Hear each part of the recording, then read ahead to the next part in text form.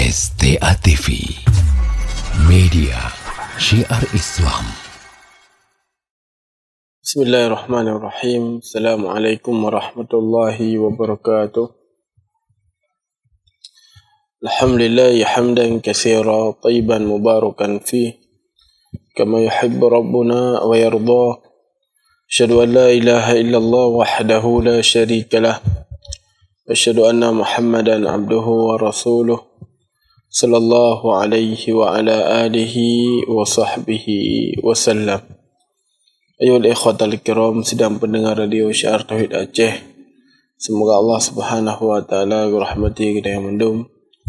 Alhamdulillah, kita bersyukur kepada Allah Azza wa Jalla atas karunia dan rahmat yang telah Allah Subhanahu wa taala berikan kepada kita yang. Sehingga alhamdulillah di malam yang berbahagianya Allah Azza wa Jalla mendengar kepada kita yang kesihatan dan mendengar kepada kita yang kesempatan, sehingga kita bersualam dalam acara interaktif kita yang guna kita bahas hal yang berkaitan dengan agama kita yang. Ayuhal ikhwatal kiram rahimani wa rahimakumullahu jami'an. Nikmat yang kami pilih Allah Azza wa Jalla kepada kita yang sungguh sangat-sangat le. Allah Azza wa Jalla berfirman dalam Al-Quran Al-Karim, wa in ta'udu ni'matallahi la tuhsuha, dan jika kalian menghitung dari nikmat yang kami dari Allah Azza wa Jalla, nescaya kalian akan tidak mampu untuk melakukannya. Sehingga sira urang pemandang yang kami dari Allah Azza wa Jalla dari kenikmatan demi kenikmatan, hendaknya mereka mensyukurinya, dan baik sagai-sagai kufur dengan pu yang kagabili Allah Subhanahu wa taala kepada kita yang. Allah Azza wa Jalla berfirman dalam Al-Quran Al-Karim, "Ta'adzana rabbukum la in syakartum la azidannakum wa la in kafartum inna adzabi lasyadid." Dan tak kala Rabb kalian mengumumkan kepada kalian, semua yang mensyukuri pu yang kagabili Allah Azza wa Jalla, maka Allah Subhanahu wa taala akan ketambah daripada nikmatnya. Dan semua yang kufur, maka ingatlah azab Allah Subhanahu wa taala yang sangatlah pedih. Ayuhal ikhwatal kiram rahimani wa rahimakumullah, sehingga sira urang hendaknya mereka senantiasa bersyukur dengan pu yang kebili Allah Azza wa Jalla, dan biar menjadi orang-orang yang ingkar, biar menjadi orang-orang yang kufur atas pemberian Allah Subhanahu wa taala. Terkadang sebagian manusia hanya kuku undang bawa saji nikmatnya dari sisi peng, dari sisi kemewahan hidup mendang. Terkadang dua manusia bawa saji dina nikmat yang sangat besar yang bila Allah kepada kita, yang itu nikmat Islam dan nikmat imannya adalah nikmat yang luar biasa. Allah Azza wa Jalla pilih kita menjadi seorang mukmin, seorang muslim. Sehingga Allah Azza wa Jalla khabarkan dalam Al-Quran Al-Karim bahawa nikmatnya hanya bila Allah Azza wa Jalla orang-orang yang Allah kehendaki. Allah berfirman, "Innaka la tahdi man ahbabta walakinna Allah yahdi man yasha' wa huwa a'lamu bil muhtadin." Sesungguhnya engkau tidak mampu memberikan hidayah kepada orang yang orang cintai, dan Allah Azza wa Jalla memberikan hidayah kepada orang yang Allah kehendaki. Dan Allah lah yang paling tepu, so yang paling betul terhadap hidayah Allah Subhanahu wa taala. Ayatnya sebagaimana kata dia ada pemandu, betul Allah Azza wa Jalla berkaitan dengan kisah Abu Talib. Abu Talib adalah orang yang membela Islam luar biasa, orang yang bela Nabi, dan Nabi SAW berkeinginan agar yang damai dalam Islam, namun hidayahnya hanya Allah Subhanahu wa taala, Allah Azza wa Jalla berikan kepada orang-orang yang Allah kehendaki. Dan akhir kisah ada pemandu bahawa dia Abu Talib mati dia ada kesyirikan, mati dia ada kesemah daripada berhala, padahal antara dengan Rasul SAW yang sangat daripada hubungan dan kekalian gero iban pertumbuhan Nabi SAW di atas kebaikan dan di atas ketaatan. Namun hidayah sebagaimana ada yang sebutkan yang mandum Allah Azza wa Jal. Dan si terkadang sebagai manusia hanya gugur daripada nikmat yang bapeng benda. Bapeng buat kemewahan hidup tua ke. Masa jadi nikmat lo yang bila Allah Azza wa Jal yang raya itu nikmat sehat. Nikmat sehat. Nyo hanya hidup oleh orang kecuali apabila orang yang sakit. Kedepu kiban besarnya nikmat sehat. Nyo ada yang orang sehat lah, ada depu kan. Ada yang pun ada yang orang sakit. Kiban apa-apa kan. Kiban susah payah kan dalam menjalani kehidupan karena sakit. Dengan nikmat sehatnya betul-betul memang tidak harus kita untuk betul-betul kita syukuri.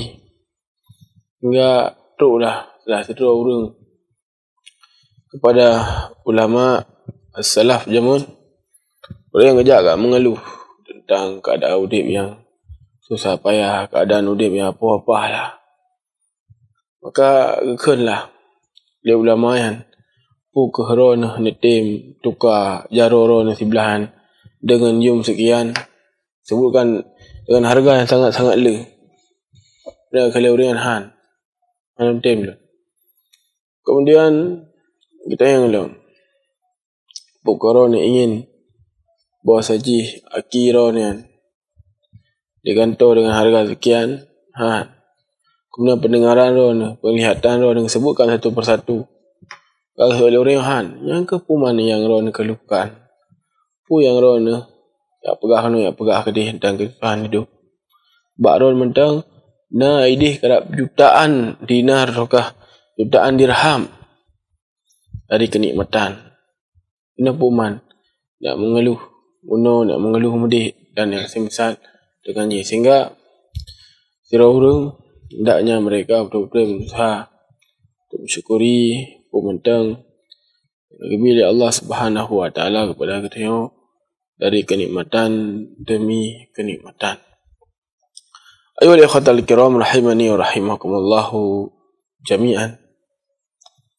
InsyaAllah ta'ala di malam yang berbahagianya dan Tuhan ingin sebutkan adalah siro ucapan salah satu ucapan dari salah seorang ulama Ahlussunnah wal Jamaah Syekh Muhammad Abdul Wahab rahimahullah. Dalam kitab beliau Usul Salasah beliau menyebutkan i'lam rahimakallah, tahuilah semoga Allah Azza wa Jal merahmatimu wa sajihna idih beberapa perkara yang wajib diketahui oleh siro muslim dan muslimah. Teman perkara apa buah yang wajib bagi dia untuk depu yang pun disebutkan oleh beliau rahimahullah la ilmi. Kemudian yang kedua adalah amal. Yang ketiga adalah da'watu ilaih, dakwah kepada jalan yang betul, dakwah kepada jalan Allah dan jalan Rasul alaihi salatu wassalam. Dan yang keempat adalah as-sabru alal adza. Itu sila orang bersabar di atas hal-hal yang orang yang hana senai secara tabiat manusia. Jadi macam perkara yang adalah perkara yang wajib bagi sila muslim dan sila muslimah untuk mereka mengetahuinya. Yang pun adalah ilmu lihat kata dengar dari gure-gure kita tentang kiban keutamaan ilmu dan kiban keutamaan orang-orang yang memiliki ilmu yang luar biasa daripada keutamaan jih, dan keutamaan ilmunya lebih baik daripada harta. Sehingga sira orang hendaknya mereka benar-benar bersemangat untuk pelajari yang namanya ilmu.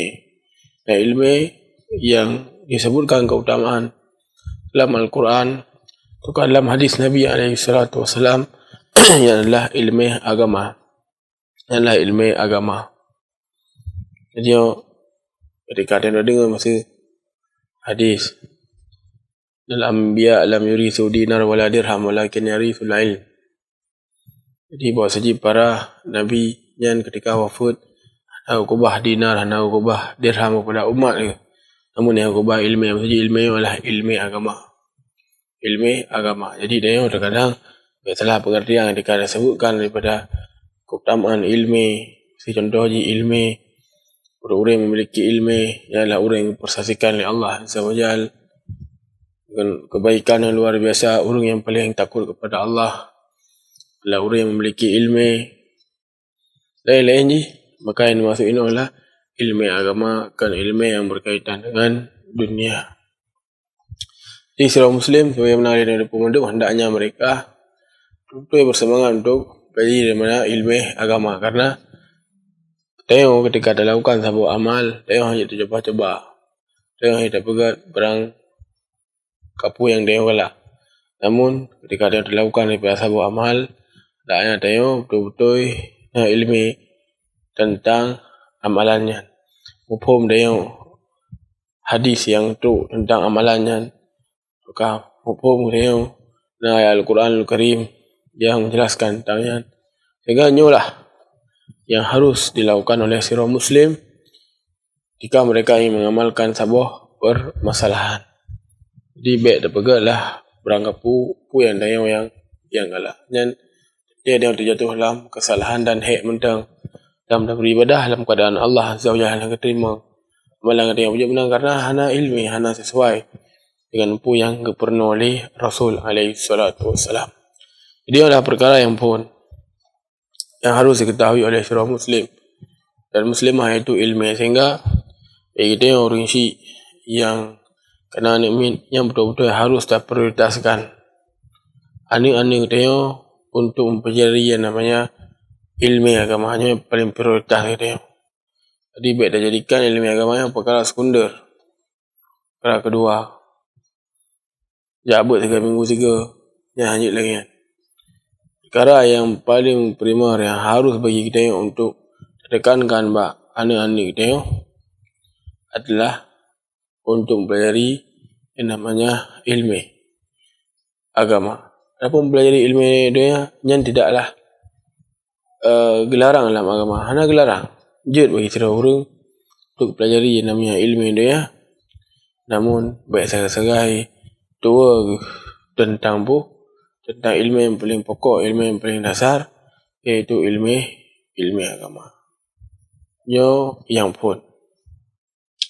Kemudian yang kedua, di antara perkara yang disebutkan oleh Syekh Muhammad Najdi rahimahullah ta'ala, perkara yang wajib diketahui oleh seluruh Muslim dan Muslimah adalah ketika seluruh orang memiliki namanya ilmu, maka hendaknya ia mengamalkan daripada ilmu.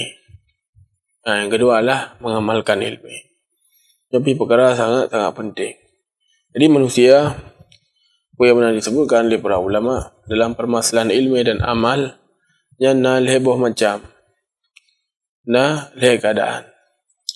keadaan yang pun adalah orang yang dipetunjuk oleh Allah Azza wa Jalla, orang yang diberi oleh Allah Azza wa Jalla hidayah. Kiban orang adalah orang yang mengumpulkan ilmu dan amal. Orang yang mengumpulkan ilmu dan amal, kita ilmu kemudian amalkan. Dan orang yang punya adalah orang yang mendapatkan dari petunjuk dari Allah Subhanahu wa Ta'ala. Kemudian yang kedua, orang yang mengamalkan ilmu, namun hana ilmu. Maksudnya orang yang keduanya adalah orang yang galak, amai melakukan daripada amalan-amalan namun hana ilmu. Maka orang yang keduanya adalah orang yang terjatuh dalam kesalahan. Dan ia merupakan ciri khas dari orang-orang Nasara. Orang Nasara, mereka adalah orang yang gemar dalam melakukan amalan namun tidak memiliki yang namanya ilmu.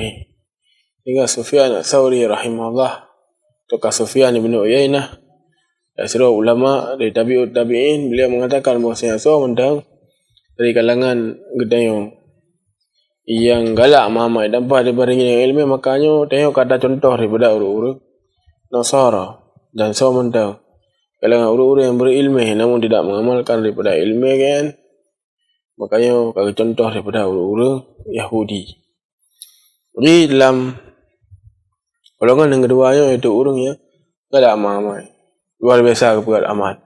Namun amalan yang keberatnya tanpa dibarengi dengan ilmu.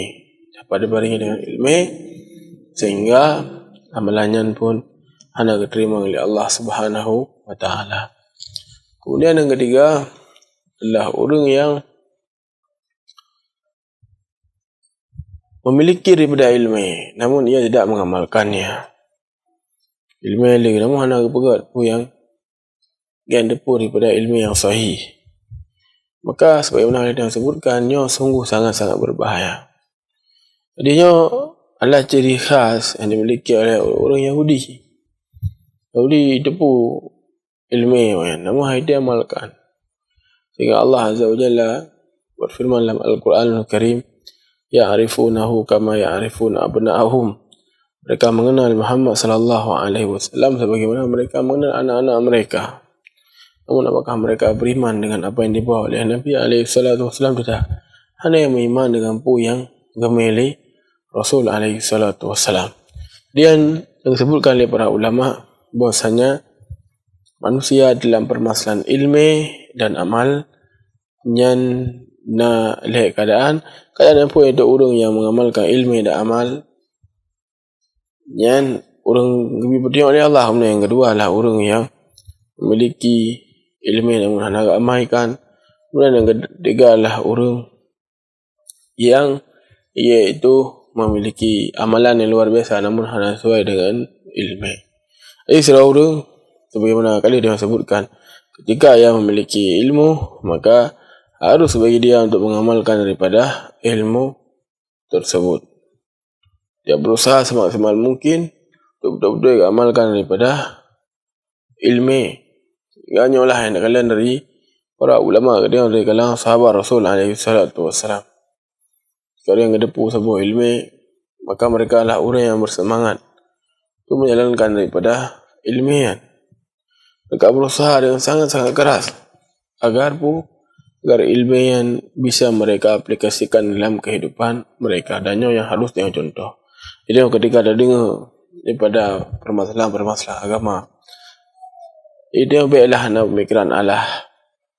Entik dekat doa ada bubut, dekat Allah entik dekat sakit dia ada bubut. Baiklah kan. Jadi tidak orang kapan pun, di mana pun, hendaknya ia betul-betul berusaha untuk mengamalkan ilmu yang kedepu. Kemudian yang kelima, cendera perkara yang disebutkan oleh Syekh Najdi rahimahullahu ta'ala adalah ad-da'watu ilaih. Jadi tidak orang ketika ia memiliki ilmu kemudian dia mengamalkan daripada ilmunya. Kemudian yang kelima, orang yang berdakwah kepada manusia untuk menuju jalan yang benar, jalan yang sesuai dengan ilmu yang kalian depu. Yang ilmu yang sebagaimana kalian depu berdasarkan Al-Quran dan hadis Nabi SAW sesuai dengan pemahaman para sahabat Nabi dan orang-orang yang mengikuti mereka dengan lurus. Jadi ajak manusia untuk kebaikan, ajak manusia untuk hal-hal yang jerah. Jadi inilah yang tak kala kiban para ulama ke dia. Jika mereka mengamalkan ilmu kemudian mereka kerja dakwah, ajak manusia ke jalan yang benar, ajak manusia untuk bertauhid kepada Allah, jauhkan manusia dari kesyirikan kepada Allah Subhanahu wa taala. Dan sungguh sirauri ketika berdakwah jalan Allah Azza wa Jalla memiliki pahala yang sangat-sangat lain. Ketika yang sampaikan ilmu kemudian orang yang amalkan maka pahala kali kepada kalian. Sampaikan daripada sebuah perkara diamalkan oleh manusia, kemudian orang diamalkan sampai sehingga mengalir terus pahala kepada kalian. Luar biasa keutamaan orang-orang yang memiliki ilmu, keutamaan orang-orang yang berdakwah jalan Allah Subhanahu wa taala dengan ikhlas. Mandi kita yang ilmu orang mesti kiban cara manduku tahu nak jalan itu tahu dah pernah daripada keluarga dia. Pernah daripada ina dia. Dah misalnya ngaji. Pernah daripada orangnya. Pernah ada cara abud, penuh ni cara salat, penuh ni daripada cara-cara yang berhubungan dengan agama. Sehingga ketika ia mengamalkannya, kelak kemudian jika raya dan pernah lomba ni, maka pahala ia akan mengalir kepada kita. Jadi ini luar biasa keutamaan orang-orang yang berdakwah di jalan Allah Subhanahu wa taala. Sehingga subhanallah, bila kalam para ulama dia luar biasa adalah mengemban daripada dakwah. Kadang yang tinggal lagi jamu para sahabat sebagian tinggal di Madinah, ketubit tugi dakwah ke di Unang Syam, ketubit tugi dakwah ke di Yaman, tinggalkan daripada tanah kelahiran. Tujuan je pun untuk berdakwah di jalan Allah Subhanahu wa taala. Dan perlu ada pemandu masih orang yang berdakwah di jalan Allah Azza wa Jal. Bukan orang-orang yang baru taubat, ketika orang baru tiuro dua orang baru salat kayak berdakwah ke lain. Jadi orang yang ia itu berdakwah mengajak manusia, ya ada mimbar atau di pengajian memang harus orang yang betul-betul memumpuni dari si ilmu agama. Jadi hanya coba ada orang ketika ajarkan kaum muslimin dan ilmu agama yang betul-betul memang orang yang harus memiliki kapasitas daripada ilmu. Tanya yang dakalan trik atau taktik yang pernah oleh Nabi SAW kepada kita. Rasul SAW ngutus sahabat yang mulia ke Madinah, iaitu Mus'ab bin Umar. Mus'ab bin Umar adalah seorang ulama dari kalangan sahabat ngutus dari Rasulullah untuk berdakwah. Orang yang memiliki kemampuan ilmu yang luar biasa. Kemudian menasib Nabi SAW mengutus Mu'ad bin Jabal ke Yaman. Mu'ad bin Jabal adalah ulama dari kalangan sahabat, sehingga menuhlah yang dipilih oleh Rasulullah SAW. Orang yang faham tentang ilmu agama. Jadi katanya baru sadar mesti alhamdulillah lah Allah kebih dia pada dia. Maka bagi dia untuk belajar ilmu agama ni. Sudah dalam daripada ilmu agama, katib dulu kamu faham dan bermasalah baru dah dakwah. Adapun mesti baru sadar pada tiap baru abut dan kemudian akan ada itu, maka sungguhnya kurang cocok dan hana sebagaimana yang tayangkalan dari para ulama dia. Para ulama dia tonton je abut le, kemudian baru ke pernah manusia. Jadinya yang kelih yang harus tayangku pertama adalah ilmu, kemudian yang kedua adalah amal, kemudian yang ketiga adalah dakwah di jalan Allah Azza wa Jal, kemudian yang terakhir adalah sabru anil adza, orang bersabar di gangguan. Ya, orang kamilankan daripada perintah demi perintah Allah Subhanahu wa taala. Khusus orang berdakwah di jalan Allah Azza wa Jalla yang pasti. Namanya rintangan. Ayat yang dakalan kibah nyamun Nabi SAW ketika beliau berdakwah, pakat daripada orang-orang utama dalam Islam, maka sungguh gangguan luar biasa yang diberikan kepada beliau. Dahulu Rasul SAW lah orang yang luar biasa di kalangan orang-orang musyrik ni buat wadian. Nabi SAW beliau luar biasa di fikiran orang-orang musyrikin. Nabi adalah orang yang hebat di sisi orang yang jamun. Sebelum Nabi SAW diutus oleh Allah Azza wa Jal sebagai sirah Rasul, dan maha becut nyoba dah pahami bahawasanya Nabi SAW sebelum beliau diutus oleh Allah Azza wa Jal sebagai Rasul, Nabi dari kalangan orang-orangnya Nabi SAW dijaga oleh Allah Azza wa Jal. Nabi SAW dijaga oleh Allah Azza wa Jal. Nabi hana pernah buat syirik. Nabi SAW jamun sebelum angkat menjadi Rasul hana pernah buat kekufuran. Dan Nabi SAW hana pernah melakukan dosa besar. Dia betul-betul Rasul SAW yang dijaga oleh Allah Subhanahu wa taala. Sebelum beliau diangkat oleh Allah Azza wa Jalla menjadi Rasul, dia benalah para Nabi dan para Rasul dijaga betul-betul oleh Allah Azza wa Jalla. Jadi Nabi SAW barukan sebelum diutus menjadi Rasul, bak mata orang-orang musyrikinnya luar biasa. Tapi Nabi SAW, beliau sebagaimana disebutkan di Yakubah lah memang tengok harta-harta yang berharga kepada Nabi, karena Nabi orang terpercaya. Nah, pernah Nabi SAW melakukan daripada hal yang anda. Nabi SAW adalah orang yang betul-betul hijrah. Dan di sisi ataukah di mata daripada orang musyrik. Namun ketika Nabi SAW bangkit kemudian berdakwah, mengajak manusia kepada Allah Azza wa Jalla, menjauhkan kesyirikan kepada Allah Azza wa Jalla, pegah tentang kebobrokan daripada agama orang musyrikin. Maka orang musyrikin yang tadinya mengeluh-elukan Nabi, mengatakan bahasa Nabi adalah orang God, dan misalnya langsung mengeh kepada Rasul SAW, sehingga Rasul SAW dan para sahabat mengalami hal-hal yang luar biasa.